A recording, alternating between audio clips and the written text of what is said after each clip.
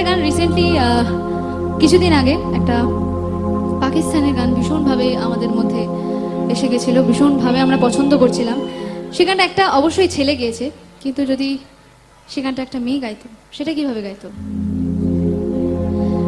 है तमन्ना हमें तुम्हें दुल्हा बनाए, मेरे हाथों पे मेहंदी तेरे नाम की सजाए, तेरे ले बनाए, तेरे सदके उतारे।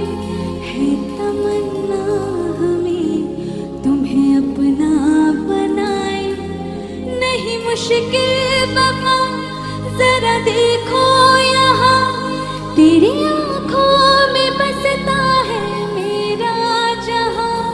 कभी सुन